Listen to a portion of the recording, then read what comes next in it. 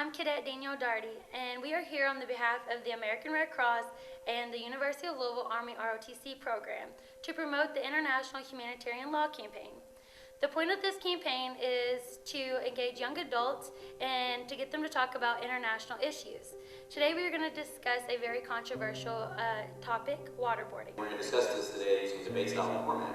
We have two teams here that we've selected, one using arguments promoting waterboarding and one side that's promoting or using arguments against waterboarding. One of the critiques of waterboarding is that it induces unnecessary pain and suffering. My question to you, the debaters, is what would you define or describe as pain and suffering? That pain and suffering is a legal term for the physical and emotional stress caused from an injury. Some damages that might come under the category would be aches, temporary and or permanent limitations on activity, potential shortening of life, depression, or scarring.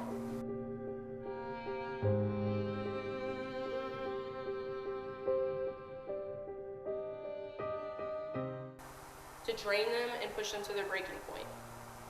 As they start to feel they are drowning, they typically panic and struggle and their body spasms. Now ask yourself, is that pain and suffering? Is that injury?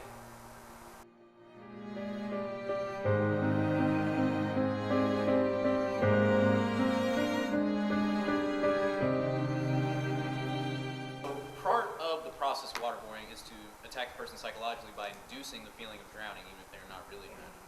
My question to you two is, should we treat this psychological pain the same as physical pains used in other torture methods?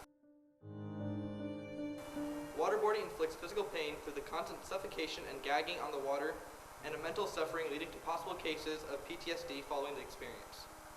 One cannot simply separate these aspects of torture when both are experienced by the victim during the act of waterboarding.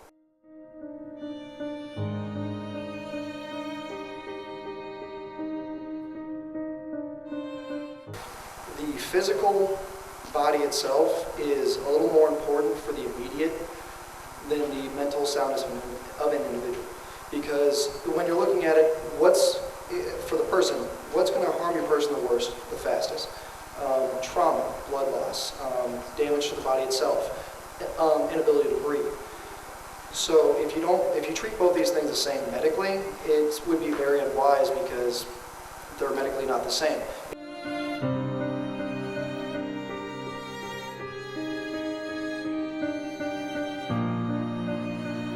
Alright, so there are many different methods of torture that have been used throughout all of humanity.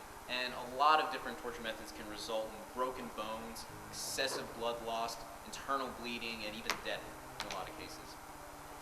Considering all those different types of torture, with the results we get from waterboarding, should waterboarding be considered torture?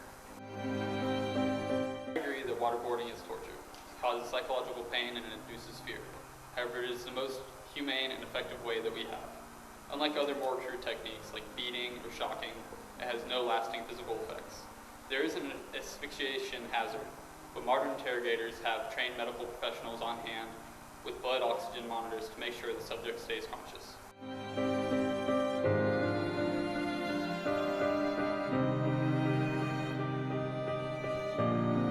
So in the process, when someone is waterboarded, they're face downward sloping, right?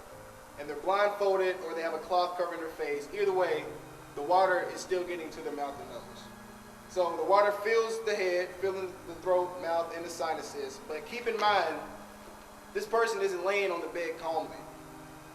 They can't breathe, so they're going to do anything they can to get that air. So they're flailing, they're coughing up, and they're gasping for air. But that cloth over their face denies any water from getting out and from any air to get in.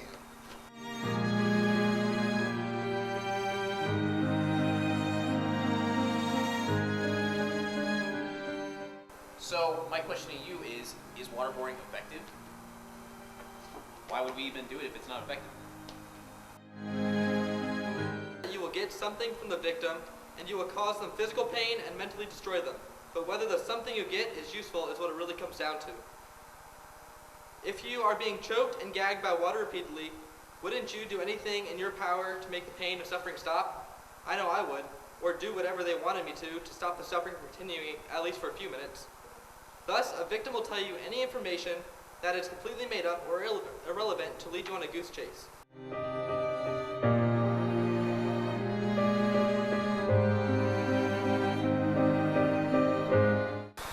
And so it's really hard to say either which way, whether torture or waterboarding itself is effective in the beginning.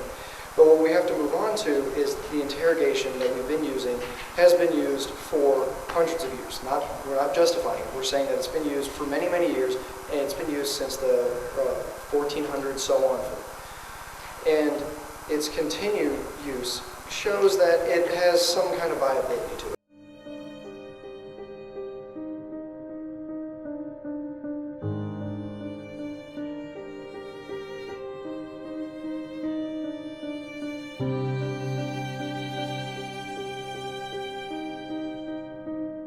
Terrorists, by contrast, are considered unlawful combatants. They do not wear uniforms or distinctive insignia. They do not follow a clear chain of command.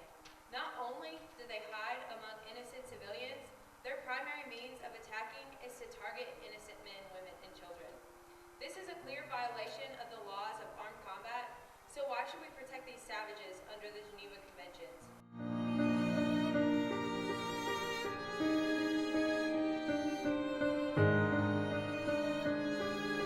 Regardless of how a foreign nation conducts itself in relation to the provisions of the Geneva Convention, the United States has the responsibility to conduct itself appropriately in times of war.